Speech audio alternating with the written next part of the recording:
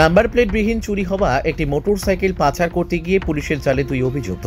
সিজ করা হয় মোটর বাইকটি। অভিযুক্তদের তোলা হয় বিষ্ণুপুর মহকুমা আদালতে।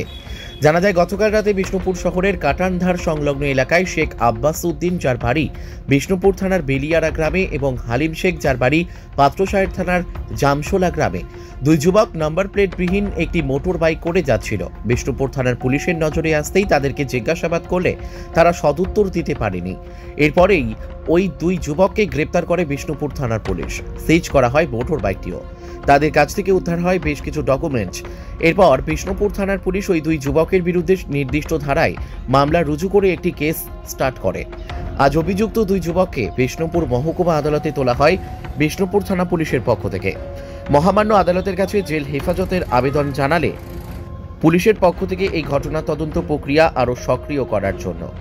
বাঁকুড়া বিষ্ণুপুর থেকে সুচিন্ত গোস্বামীর রিপোর্ট, এস নিউজ বাংলা। এই আধুনিক যুগে মনের মতো অত্যাধুনিক বাইক কেনার দোকান খুঁজে পাচ্ছেন না? বাজারে পেট্রোল ডিজেলের দাম যে হারে বাড়ছে, তার খরচ জোগাতে হিমশিম খাচ্ছেন।